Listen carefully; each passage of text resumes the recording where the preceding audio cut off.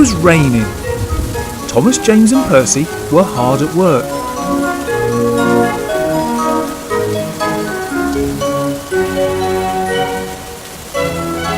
Then the rain stopped, but the next problem was mud. And with no rain to wash it off, the engines got covered in mud.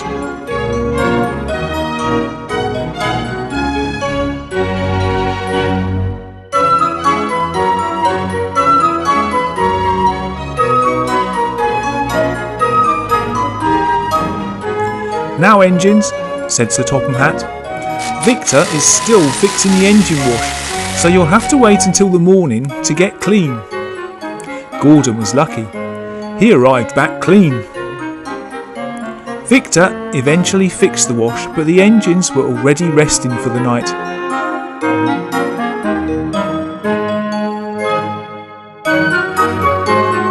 The next morning they headed straight for the engine wash. Percy went in first. The mud was washed off, but... Hello, I'm Thomas. Oh dear, Percy thinks he's Thomas. James went next. Hello, I'm Percy. He came out talking like Percy.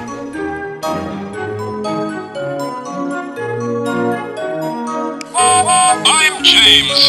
I'm the brightest red engine on Sodor. Thomas came out talking like James. "Oh, what did I do to deserve this?" said Gordon. "They have all gone mad." I'm James. I like delivering the mail. I'll jump in a puff to be there on time. Victor was called to sort out the wash. "I don't understand it," he said. But what nobody knew was that the engine wash had a visitor very early in the morning. Tom Moss the prank engine, I might have known.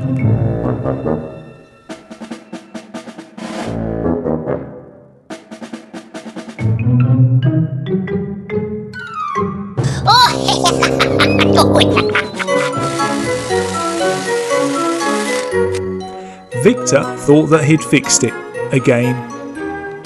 Percy tried it. I'm James. Oh no! This time he thinks he's James, and it's made him go like a rocket. "Slow down, Percy."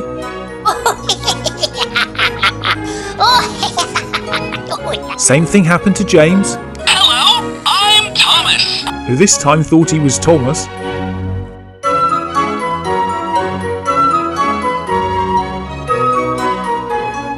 Thomas came out talking like Percy. Hello, I'm Percy.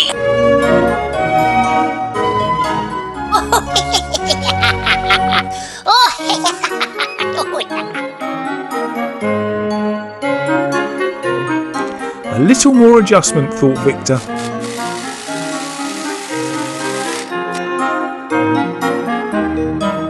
Hello, I'm Percy. Fuck my buffers. I'm a busy engine. I'm James.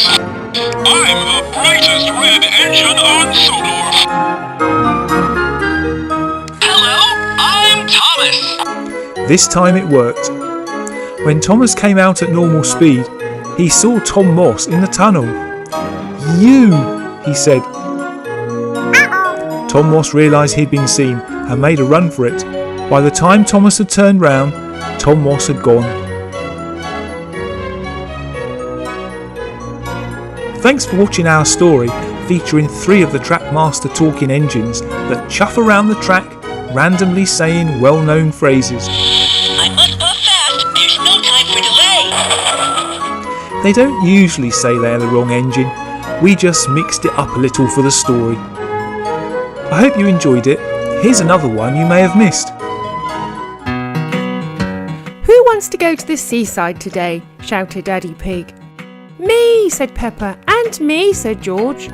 "I've packed the barbecue in the camper van," said Daddy Pig. Mummy Pig came out of the house with a hamper of food. "Let's go," shouted Peppa. They all climbed into the camper van and off they went.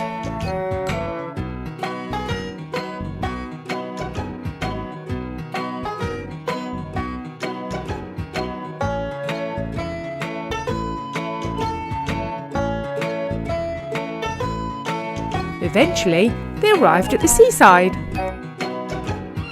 "This seems like a good place," said Daddy Pig. Peppa ran straight down to the sea, while Mummy and Daddy Pig got the barbecue out. George tried putting up the picnic table, but needed a bit of help from Peppa.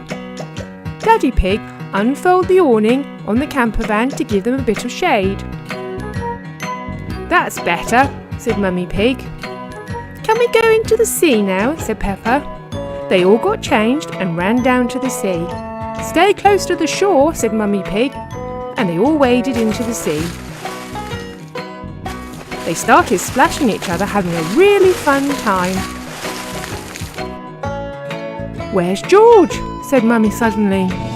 They looked around but couldn't see him. "There he is," said Mummy, and they saw George out on the small island. "I told you not to wander off," said Mummy. "It's not very deep," said George. "I walked over, but I'm a bit tired now." Just then they heard a train coming. It stopped by the beach. "It's Dora the Explorer," said Peppa. Dora got off the train. "Is everything all right?" said Dora. "Well, George is on that island, and although the water's not very deep, it's a bit cold," said Mummy Pig. "Don't worry," said Dora. "I was going to have a row in my boat anyway. I'll fetch him back." Daddy Pig told George to wait for Dora. They all helped Dora into the water with her boat, and she rowed across to the island.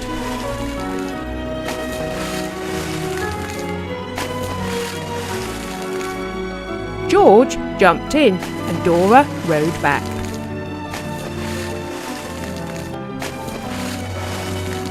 George got out and said sorry to everyone. "I won't wander off again," he said. "It's a bit dangerous, isn't it?"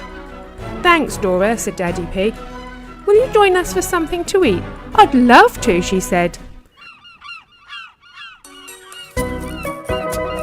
While Peppa and George had a shower, Mummy and Daddy Pig started the barbecue. They all gathered around ready to eat the food and agreed that it had been a really great day despite George's little adventure. Thanks for watching. If you want us to do more Peppa stories, give us a like and make